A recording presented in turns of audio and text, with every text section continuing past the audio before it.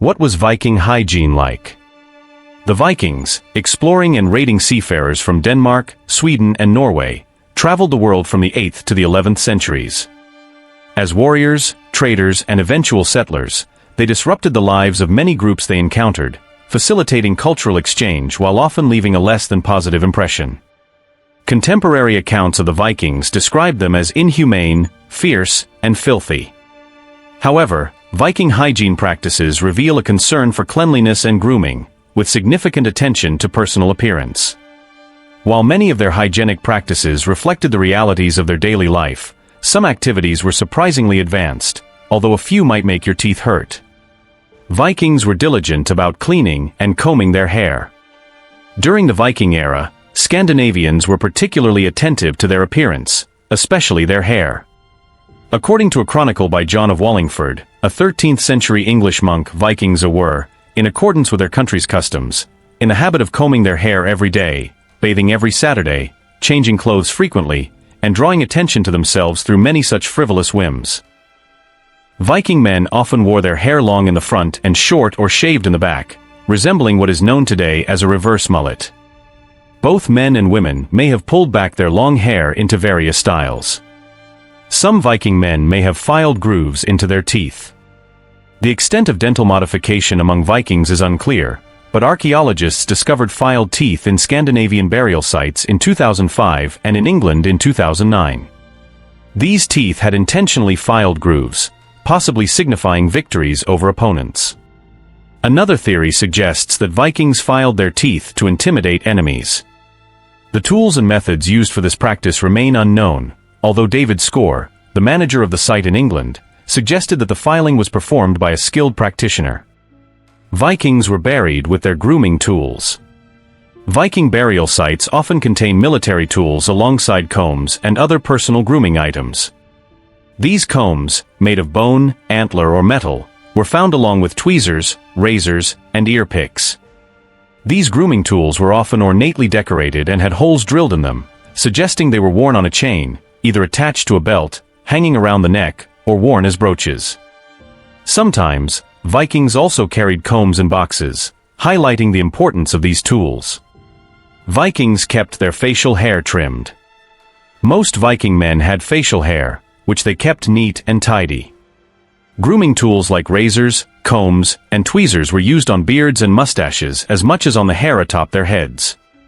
The length of a man's beard indicated maturity and masculinity, while a lack of facial hair could be a source of mockery.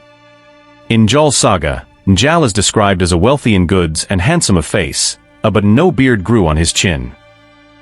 His beardlessness is frequently mentioned, earning him the nickname a beardless carl, while his sons are called a dung beardlings. Njaal's lack of facial hair constantly calls his competence and manliness into question, with the text even implying that his sons, and their hair, were a product of dung rather than their father's fertility. Vikings enjoyed bathhouses and saunas. Viking baths and saunas were used for both cleanliness and enjoyment.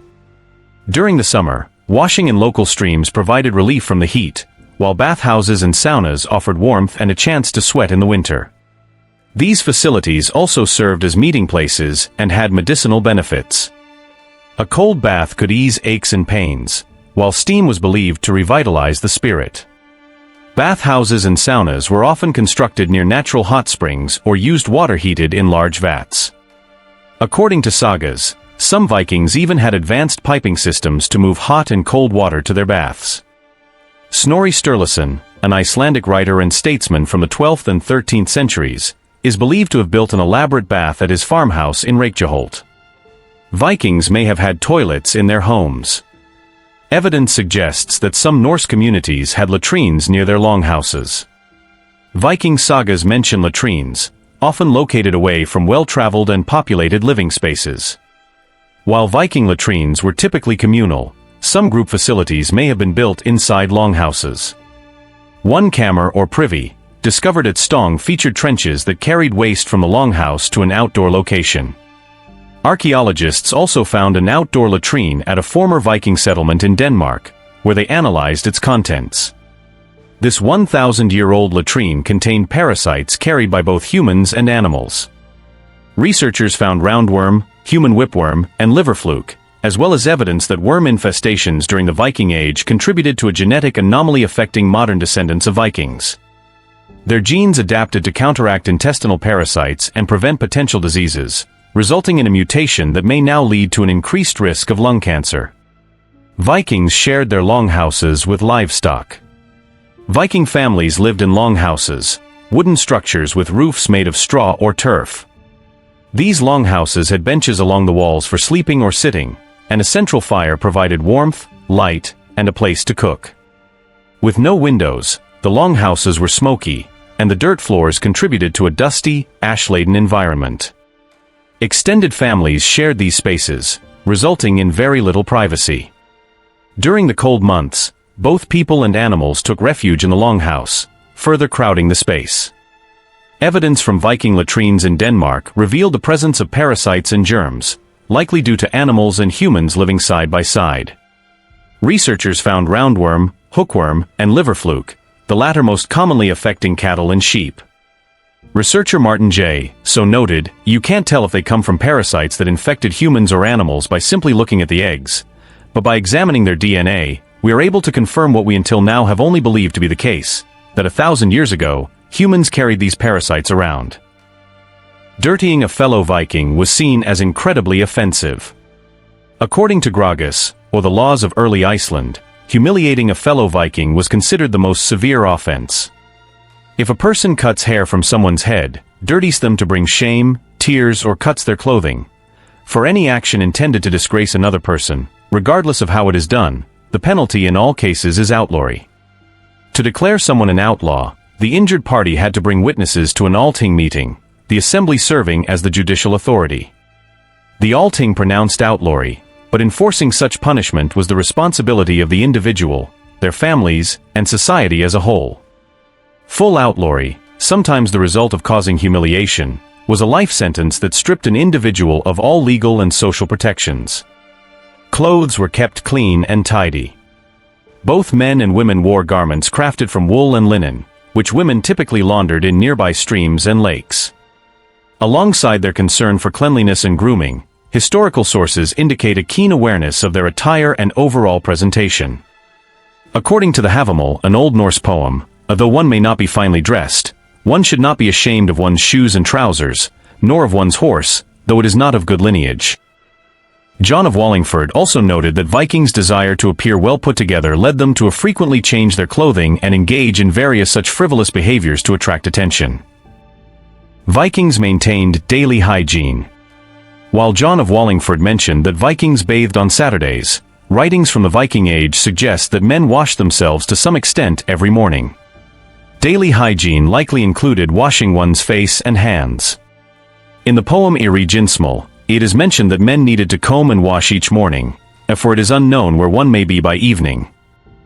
Similarly, Havamal, also known as the Words of Odin the High One, he advises that men should be fed and washed before starting their day. However, continuous cleaning throughout the day was not always observed.